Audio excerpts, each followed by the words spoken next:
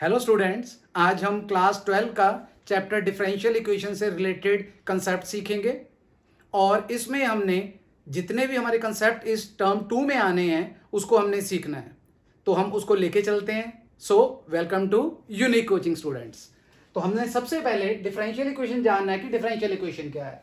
जैसे हमारे पास एक इक्वेशन है dy by d x plus x equals to 2, ये हमारे पास दिया हुआ है। तो यहां पे हमारे पास क्या आ रहा है, ये हमारे पास ऊपर जो दिया है dy और विद रिस्पेक्ट टू dx, तो जो dy है, जो y हमारे पास है, वो हमारे लिए क्या आ जाएगा, वो हमारे लिए आ जाएगा एक डिपेंडेंट वेरिएबल। y हमारे लिए डिपेंडेंट वेरिएबल हो गया और जो x है हमारे लिए, वो हमारे लिए इंडिपेंडेंट वेरिएबल हो जाएगा, इंडिपेंडेंट। और जो हमारी डिफरेंशियल इक्वेशन है इसमें हमारे लिए एक ही इंडिपेंडेंट वेरिएबल है। मींस जितने भी हमारे जब भी हमारी डिफरेंशियल इक्वेशन होती है उसमें डेरिवेटिव का होना जरूरी है और जो हमारे पास ये लिखा हुआ विद रिस्पेक्ट टू dx ही होना चाहिए। तो ये हमारे लिए एक डिफरेंशियल इक्वेशन जिसको ऑर्डिनरी डिफरेंशियल इक्वेशन बोलते हैं वो हमारे सिलेबस में है। जिनके विद रिस्पेक्ट टू में dx की बजाय dx भी आ जाए, कुछ और भी आ जाए, जैसे dz आ गया, ठीक है, तो वो पार्शियल डिफरेंशियल इक्वेशन होती है जो हमारे सिलेबस में नहीं है। तो फिलहाल हम ऑर्डिनरी डिफरेंशियल इक्वेशन करेंगे जिसको हम डिफरेंशियल इक्वेशन ही बोलते हैं। तो सबसे पहला हमारा कंसेप्ट है कि इसमें ऑर्डर एंड डिग्री क्या होता है। तो हमारे यहां पे ऑर्डर एंड डिग्री निकालने के लिए हमेशा ही क्वेश्चन बोर्ड में पूछा जाता है। तो ऑर्डर एंड डिग्री कैसे निकालते हैं, सबसे पहले तो हमने ये देखना है, जैसे मैंने ये डिफरेंशियल इक्वेशन एक ली है, इसमें अगर आप ध्यान दोगे कि कौन सा डेरिवेटिव है, यहाँ पे फर्स्ट डेरिवेटिव है dy by d x.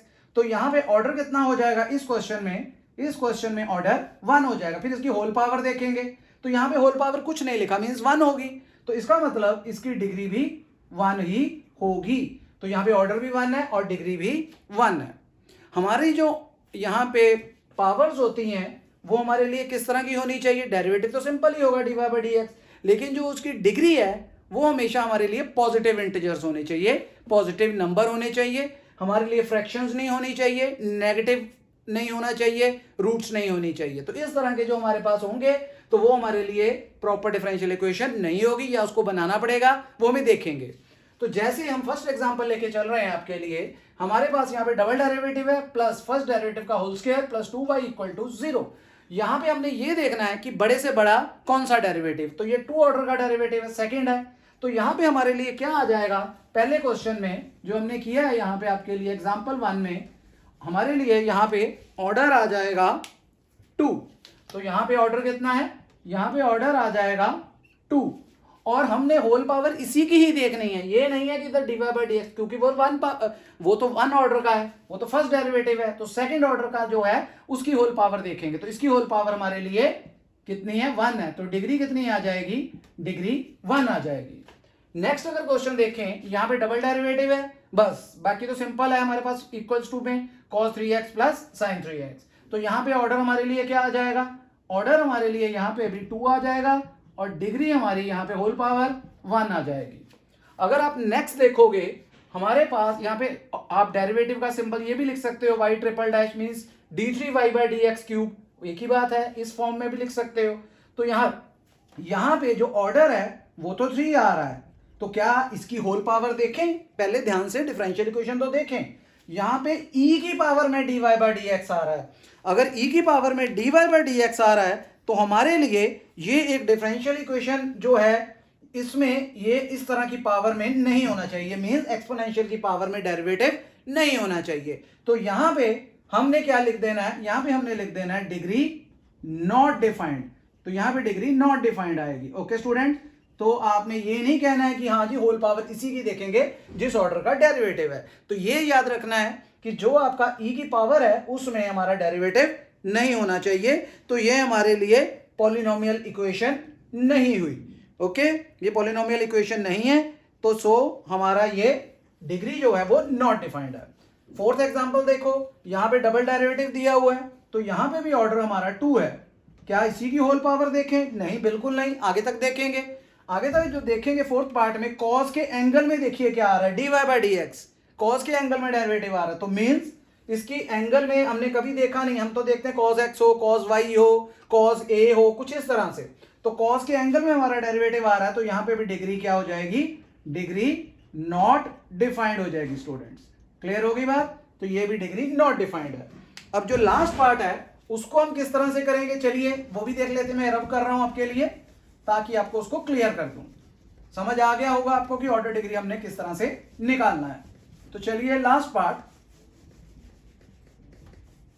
Part में जैसे मैंने कहा था कि हमने देखना है कि उसकी पावर्स क्या है। हमारे पास इस क्वेश्चन में हमें क्या दिया हुआ है, हमें दिया है y is equal to x d y by d x plus a under root one plus d y by d x का होल स्क्वायर। तो हमें क्या करना पड़ेगा, पहले रूट हटाना है, जैसे मैंने बोला ही था। तो सबसे पहले क्या करते हैं, ये बिना रूट के है, इसको हम लेफ्ट हैंड साइड में ले आते हैं। तो आ जाएगा y minus x d y by d x equals to a under root one plus d y by d x का होल स्क्वायर। तो यहां पे स्क्वेयरिंग बोथ साइड्स, स्क्वेयरिंग क्यों कर रहे हैं, क्योंकि स्क्वायर रूट है। अगर क्यूब रूट होता तो क्यूबिंग बोथ साइड्स करते। तो squaring both sides, squaring both sides. जब दोनों तरफ स्क्वेयरिंग करेंगे तो यहां पे होल स्क्वायर होगा, याद रखना। तो क्या आएगा, a square plus b square minus 2ab, यही होता है हमारे लिए। और राइट हैंड साइड में ए अंडूट खत्म हो गया, 1 plus d y by d x का होल स्क्वायर।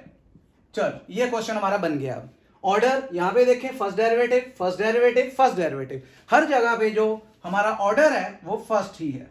और डिग्री होल पावर देखनी है, जिसकी भी सबसे बड़ी है सभी में। तो यहां पे तो होल पावर 2 है, यहां पे होल पावर 1 है, यहां पे होल पावर 2 है। तो हमारे लिए डिग्री क्या हो जाएगी, हमारे लिए डिग्री 2 हो जाएगी स्टूडेंट्स। तो ये एक्चुअली हर ज्यादातर मैक्सिमम जो आपके बोर्ड एग्जाम्स होते हैं उनमें ये क्वेश्चन पूछा जाता है। तो चलिए ये हमने ऑर्डर डिग्री सीख लिया है। अब हम अपनी नेक्स्ट टाइप करेंगे जो हमारे लिए क्या है, वेरिएबल सेपरेबल फॉर्म है। वेरिएबल सेपरेबल फॉर्म क्या होती है वो भी हम जल्दी से क्वेश्चन ले लेते हैं आपके लिए और फिर उसको आगे करते हैं। वेरिएबल सेपरेबल फॉर्म, इसमें हमने कौन कौन सी करनी थी, ऑर्डर डिग्री कर लिया। अब हम कर रहे हैं variable separable form, second type हमारी variable separable form. Variable separable form, नाम से पता चल रहा है कि वेरिएबल हमने सेपरेट करने हैं। किस तरह से, मैं आपके लिए एनसीईआरटी में से ही पेज नंबर आपका 392 की एग्जांपल नंबर 9 लेके चल रहा हूं। लिखा हुआ है find the general solution of the differential equation. Differential equation क्या है, d y by d x equals to x plus 1 upon 2 minus y. तो हमें बोला गया है कि आपने इसको सॉल्व करना है, इसका जनरल सॉल्यूशन निकालना है। तो सबसे पहली बात, जब आपको क्वेश्चन आएगा पेपर में इस चैप्टर में से, तो आपको ये नहीं पता होगा कि ये वेरिएबल सेपरेबल का है या हमने दो टाइप्स और भी हैं इसमें, एक होमोजीनियस और एक लीनियर डिफरेंशियल इक्वेशन उसका है। तो आपने ध्यान देना कि किस फॉर्म का क्वेश्चन है। तो जैसे यहां पे अगर dy है तो उसको तो नीचे नहीं ला सकते क्योंकि वो तो ऊपर रहता है, dy भी ऊपर होगा, dx भी ऊपर होना चाहिए, तभी तो इंटेग्रेट करते हैं हम। तो हमें क्या करना है, ये dy की तरफ हम ये क्रॉस कर देंगे 2 माइनस वाई इस तरह से, और इधर आ जाएगा dy, और इसी तरह से dx भी ऊपर चला जाएगा। मैंने थोड़ी देर पहले बोला है कि dy dx ऊपर आते हैं। अब हम क्या करेंगे, इंटेग्रेटिंग बोथ साइड। जब इंटेग्रल करेंगे दोनों तरफ तो 2 का इंटेग्रल कांस्टेंट है, तो अगर dy में है तो 2 के साथ y लग जाएगा, और y की 1 पावर है तो पावर फॉर्मूला क्या कहता है, एक पावर बढ़ जाती है, तो y square by 2 is equal to, यहां पे x है तो यहां पे भी एक पावर बढ़ जाएगी, 1 पावर है इसकी, तो x स्क्वायर बाय 2, और कांस्टेंट 1 है x, और हमने इधर ही c लगा देना। c किधर लगाएंगे, जिस तरफ x होगा। ये हो गया, ये हमारा आंसर वैसे आ चुका है। बाकी तो आपने एलसीएम वगैरह लेना है वो आप ले सकते हैं। तो ये हमारा वेरिएबल सेपरेबल है। कई बार वेरिएबल सेपरेबल होता है पर इतना इजी नहीं होता जितना ये वाला है। तो ये हमारा हो गया। आगे एलसीएम लेना है तो आप एलसीएम ले सकते हैं। तो इस तरह से हमने अपना वेरिएबल सेपरेबल फॉर्म जो टाइप है वो स्टूडेंट्स कर ली है। ये मैंने जनरल सोल्यूशन बोला था कि इसका जनरल सोल्यूशन निकालना है, तो आपको क्वेश्चन में पर्टिकुलर सोल्यूशन भी पूछ सकता है।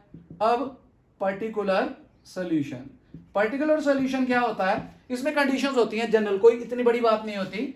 जैसे ये मान लो मैंने नंबर 1, अगर क्वेश्चन आगे भी पूछा गया पर्टिकुलर सोल्यूशन, आपको क्वेश्चन में ही कंडीशंस दी होंगी यहां पे कि x 0 है मान लो और y भी 0 है, तो जब भी कंडीशंस दी होंगी उस केस में हमारा पर्टिकुलर सोल्यूशन ही होगा। तो अब क्या करेंगे, इस क्वेश्चन में, इस पार्ट 1 में जहां नंबर 1 डाला है, x की जगह 0, y की जगह 0 कर देंगे। 2 इंटू 0 0, 0 का स्क्वायर बाय 2 0, 0 का स्क्वायर बाय 2, ये भी 0 और इधर भी 0। तो c हमारे पास क्या आ जाएगा, c हमारे पास 0 हो जाएगा। तो ये वैल्यू हम 1 में वापिस कर देंगे। From 1 2y minus y square by 2 is equal to x square by 2 plus x. तो यहां पे हम क्वेश्चन छोड़ देंगे। एलसीएम लेना है वो ले सकते हो, मींस पर्टिकुलर सॉल्यूशन का मीनिंग आपको मैंने समझा दिया है। इस तरह से हमने वेरिएबल सेपरेबल अपनी फॉर्म भी जो है वो कर ली है। अब हम कौन सा करेंगे, नेक्स्ट करेंगे हम अपना, वो हमारे लिए होगा अगली टाइप, वो भी मैं आपको समझा देता हूं कौन सी होगी। वो हमारे लिए होगी होमोजीनियस। अब कई बार तो क्वेश्चन में डायरेक्ट लिख देता है कि फाइंड द होमोजीनियस। तो होमोजीनियस अगर कहता है find the solution of homogeneous equation ऐसे बोलता है तो फिर तो हमें पता चल जाता है कि वो होमोजीनियस है। लेकिन अगर वो नहीं बोलता है कि होमोजीनियस का है, फिर हमें कैसे पता चलेगा। देखिए अभी लिखता हूं आपके लिए, हमें कैसे पता चलेगा होमोजीनियस का है कि नहीं है। तो सबसे पहले मैं आपके लिए क्वेश्चन ले रहा हूं, होमोजीनियस फॉर्म है, मैं आपके लिए लिख दूं पहले होमोजीनियस। इसमें क्या होता है हमारे लिए, इसमें हमारे लिए सबसे पहले हमने क्या करना है, इक्वेशन लिख लेते हैं। आपकी बुक का मैं क्वेश्चन नंबर 2 ले रहा हूं 9.5 का। तो होमोजीनियस डिफरेंशियल इक्वेशन, तो एक्सरसाइज 9.5 का क्वेश्चन 2 ले रहा हूं आपके लिए। तो वो क्या है, वो है हमारे लिए y dash is equal to x plus y upon x. अब ये पेपर में आ गया क्वेश्चन, तो आपको क्या पता चलेगा कि ये होमोजीनियस का, कि वेरिएबल सेपरेबल का। y डैश का मतलब आपको पता है dy by d x is equal to x plus y upon x. देखिए यहां वेरिएबल सेपरेट नहीं हो रहे ना। अगर आप अलग अलग भी कर दो इस तरह से हो जाएंगे x upon x plus y upon x, ये कट भी गया तो 1 प्लस वाई अपॉन एक्स। कैसे लेके जाएं उधर dy की तरफ, कुछ भी नहीं जा रहा, ठीक है। तो इसका मतलब ये हो गया कि ये होमोजीनियस हो सकता है लेकिन वेरिएबल सेपरेबल नहीं है। अब होमोजीनियस चेक करना हो तो कैसे करेंगे, सबसे पहले हम dy बाई डी एक्स का नाम fxy रख सकते हैं। हमने चेंज करना है, चेंज क्या करेंगे, x को हम लैम्डा x चेंज करेंगे और y को हम लैम्डा y चेंज करेंगे। जब हम क्वेश्चन में चेंज करेंगे x की जगह लैम्डा x एंड y की जगह लैम्डा y, तो क्या हमारे क्वेश्चन में कोई चेंज आई, ये देखेंगे। लैम्डा x, ऊपर से lambda common, x plus y, नीचे से भी लैम्डा कट सकता है, तो मींस लैम्डा की पावर 0 होगी। कट गया ना, एक तरह से 0 हो गया। बाकी क्वेश्चन तो सेम वही रह गया, देखिए x plus y upon x same question रह गया। तो लैम्डा की पावर 0 fxy। तो ये होमोजीनियस होती है, होमोजीनियस की पहचान है। लेकिन अगर होमोजीनियस कहता है कि प्रूव करो तो करेंगे, बाकी क्वेश्चन तो अभी शुरू करना है। लेकिन मैं आपको एक जनरल वे बता देता हूं कि होमोजीनियस हमें कैसे पता चलेगा कि होमोजीनियस है। हमने सबसे पहले क्या करना है, सबसे पहले न्यूमरेटर एंड डिनोमिनेटर में देखना है कि जो वेरिएबल्स दिए हैं उनकी पावर कितनी है। जैसे यहां पे x की पावर 1 है, बीच में तो प्लस है, तो y की पावर भी 1 है। तो इसका मतलब न्यूमरेटर में वेरिएबल की पावर 1 है, तो डिनोमिनेटर में भी वेरिएबल की पावर 1 है। जब ऊपर और नीचे न्यूमरेटर एंड डिनोमिनेटर दोनों में पावर सेम आ जाए तो वो होमोजीनियस होता है। एक और एग्जांपल लेके दिखाता हूं, x square plus x y upon y square. क्या ये होमोजीनियस है? बिल्कुल होमोजीनियस है। एक्स स्क्वायर 2 पावर है, बीच में तो प्लस है, एक्स की पावर भी 1 है, वाई की पावर भी 1 है। चाहे वेरिएबल अलग हो लेकिन हम इनकी पावर को 2 मानेंगे क्योंकि दोनों की पावर 1 है। तो ऊपर भी 2 होगी, एक्स की भी और एक्स वाई की भी मिला के दोनों की 2 हो गई, तो होल पावर 2 होगी न्यूमरेटर में, और डिनोमिनेटर में भी 2 है, तो ये भी होमोजीनियस है। अगर ये होमोजीनियस है तो करेंगे क्या अब हम, होमोजीनियस, ये आपके लिए लिख रहा हूं यहां पे होमोजीनियस। हम करेंगे let y is equal to v x, हमेशा यही लेट करेंगे अगर d y by d x है तो। उसके बाद इसका डेरिवेटिव भी करेंगे, यहां से वैल्यू भी निकाल सकते हो, y upon x is equal to v. तो यहां पे डेरिवेटिव भी करेंगे, दोनों वेरिएबल्स हैं, इधर आएगा dy by dx with respect to x, यही था हमारे पास क्वेश्चन में। इसको नंबर 1 डाल लो और यहां पे आ जाएगा first as it is, derivative of second with respect to x कर रहे हैं तो 1 plus second as it is, और v का with respect to x dv by dx from 1। इधर क्या आ जाएगा, dy बाय dx की जगह v plus x dv by dx, और इधर x की जगह एज इट इज और y की जगह vx, ये देखिए, और नीचे तो x ही है। अब क्या करेंगे, v plus x dv by dx, ऊपर से x कॉमन और नीचे भी x, x कॉमन निकाल लेंगे तो ऊपर 1 प्लस वी बचेगा, नीचे x से x कट गया। कटने के बाद क्या बचा इधर से, इधर बचा है v plus x dv by d x, और इक्वल टू में x x कट गया था 1 प्लस वी। अब ये v जब उधर जाएगा तो कट जाएगा, माइनस का हो जाएगा ना, वो प्लस का है, तो ये आ जाएगा 1, क्योंकि v ऐसे हमने कैंसल आउट कर दिया। अब क्या वेरिएबल सेपरेट हो सकते हैं? बिल्कुल सेपरेट हो सकते हैं। अब वेरिएबल सेपरेट ही होंगे होमोजेनियस शो करने के बाद, अलग अलग। कैसे? dv अकेला, कोई और v नहीं है, dx तो ऊपर ही जाना है, क्योंकि मैंने बोला v dv हो चाहे dx हो चाहे dy हो, वो कभी नीचे नहीं होते। तो x को नीचे ले जाएंगे, ये ले गए, और इसके बाद इंटेग्रल ही करना होता है। तो यहां पे आ गया dv का इंटेग्रल v मींस कांस्टेंट है 1, और इधर 1/x का integral log x plus c। Last step क्या करोगे, v की वैल्यू वापस कर दो, ये देखो निकाली हुई है हमने y अपॉन x, ये हमने वैल्यू वापस कर दी क्योंकि हमें क्वेश्चन में y एंड x था। तो x को क्रॉस कर दो, y is equal to x log x plus c। तो इस तरह से हमने होमोजीनियस क्वेश्चन अपना कंप्लीट कर लिया है। उम्मीद है आपको समझ आ रहा होगा। तो एक टाइप हमारे पास और बची है जो है लीनियर डिफरेंशियल इक्वेशन। अब लीनियर डिफरेंशियल इक्वेशन क्या है स्टूडेंट्स, वो भी देख लेते हैं। लीनियर डिफरेंशियल इक्वेशन, ये टाइप सारी जितनी हम कर रहे हैं ये आपके इस चैप्टर में एग्जाम में पूछी जा सकती है। बस आपने खुद देखना है कि टाइप है कौन सी। बाकी चैप्टर काफी इजी है, स्कोरिंग भी है। तो मैं आपकी बुक का page number 410 example number 20th लेके चल रहा हूं। फाइंड द जनरल सॉल्यूशन बोला है, कंडीशंस नहीं है। वो क्वेश्चन क्या है? क्वेश्चन है x dy by d x plus 2y equals to x square. सबसे पहली बात क्या है, x dy by d x plus 2y equal to x square. सबसे पहली बात, क्या वेरिएबल सेपरेट हो रहे हैं? बिल्कुल भी नहीं हो सकते, क्योंकि ये तो मल्टीप्लाई हो रहा है, ये उधर भी नहीं जा सकता, इक्वल टू में एक्स स्क्वायर है। अगर उधर जाएगा भी तो फिर माइनस क्या करेंगे, कॉमन क्या निकालेंगे, एक्स ही निकलेगा, d y by d x तो नहीं अलग होगा। और वेरिएबल जो है हमारे पास पावर 2 है, यहाँ पे पावर 1 है, तो होमोजीनियस भी नहीं हुआ। तो ये हमारे लिए है लीनियर डिफरेंशियल इक्वेशन, LINEAR। ये क्या होती है? ये फॉर्म होती है हमारे पास dy by d x plus p y is equal to q. यहाँ पे dy बाई डी एक्स का कॉफिशिएंट 1 होना चाहिए, यहाँ पे नहीं है तो बनाना पड़ेगा, और y का कॉफिशिएंट p होता है और इक्वल टू की तरफ q होता है। सबसे पहले इसमें इंटेग्रेटिंग फैक्टर निकाला जाता है। ये अकेला भी पूछा जाता है कई बार, सिर्फ कि इंटेग्रेटिंग फैक्टर निकालो, पूरा क्वेश्चन जरूरत नहीं है। इसका फॉर्मूला होता है e की पावर में इंटेग्रल पी डी एक्स। उसके बाद सोल्यूशन लिखा जाता है, solution is y into integrating factor is equal to integral q into integrating factor dx plus constant c। क्या लिखा दोबारा देखिए, जब लीनियर डिफरेंशियल इक्वेशन आ जाएगी dy by d x plus p y equal to q, तो integrating factor निकालेंगे e की power integral p d x. Solution क्या आएगा, y into integrating factor integral q into integrating factor dx plus c। ये मैं करके दिखा रहा हूं। सबसे पहले हमारा काम क्या है कि dy बाई डी एक्स का कॉफिशिएंट 1 चाहिए, तो यहां पे तो q आ रहा है, तो क्या करें, थ्रू आउट x से डिवाइड कर देते। जब x से डिवाइड करेंगे क्या लिखें, divide the given equation through out by x।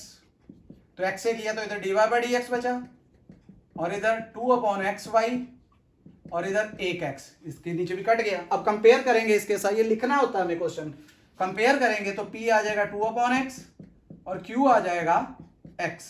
Clear? अब इंटेग्रेटिंग फैक्टर निकालना है, वो क्या है, e की पावर में इंटेग्रल p dx, ये वैल्यू लिख दी, तो e की पावर 2 बाहर निकाल दिया, 1 बाय एक्स dx। ये क्या होता है, 1 बाय एक्स का इंटेग्रल क्या होता है स्टूडेंट्स, log x, तो e की पावर 2 log x। और आपको पता है कि अगर log की आइडेंटिटी है, उसका कोफिशिएंट कुछ हो तो वो पावर में जा सकता है, log में। n log m, n log m क्या होता है, n log m होता है log m की पावर n। ये रिजल्ट हम यूज कर सकते हैं। तो इधर क्या आ जाएगा, e की पावर में log x स्क्वायर। तो अब e की पावर में log और कोफिशिएंट 1 हो तो आपस में कैंसिल आउट हो जाते हैं, तो ये बन गया x स्क्वायर, इंटीग्रेटिंग फैक्टर आ गया। अब आप क्या करोगे, सोल्यूशन में पहुंच जाओगे। तो सोल्यूशन इज, बहुत इजी है टॉपिक ये, y इंटू इंटीग्रेटिंग फैक्टर ये x स्क्वायर है इज इक्वल टू q, वो x है, into integrating factor x square dx plus c. बस आगे तो सिंपल इंटेग्रल है। अब ये वाली चीज मैं रब कर देता हूं इधर से, ये हमने रब कर दी इधर, ये फॉर्मूला भी बीच में से रब कर देता हूं ताकि आपको कंफ्यूजन ना हो। अब आगे क्या करेंगे, आगे हम सिंपल करेंगे यहां पे इंटेग्रल y, इधर तो इंटेग्रल नहीं है, एज इट इज रहेगा, और इधर 3 पावर होगी, 1 पावर 2 पावर 3 पावर हो गई। तो जब 3 पावर होगी इसका इंटेग्रल क्या होगा, आपको पता है 1 पावर बढ़ जाती है, तो x की पावर 4/4 प्लस c। अब x स्क्वायर को नीचे ले जाओ, y is equal to x की power 4/4 x square plus c/x square. तो y x स्क्वायर से x square cancel, x square by 4 plus c, ऊपर पावर ले जाएंगे x की पावर -2। तो ये हमारा सोल्यूशन आ गया स्टूडेंट्स। उम्मीद है आपको ये सब टॉपिक समझ आ गए होंगे। बस प्रॉब्लम सिर्फ एक छोटी सी है कि जब ये क्वेश्चन आ जाता है तो आपको ये खुद ध्यान देना है कि ये आपका होमोजीनियस का है, लीनियर डिफरेंशियल इक्वेशन का, या वेरिएबल सेपरेबल। बाकी तो इजी है। अगर आपको ये वीडियो अच्छा लगा हो तो वीडियो के ज़्यादा से ज़्यादा लाइक एंड शेयर करें एंड चैनल को सब्सक्राइब करें। Okay students, bye bye.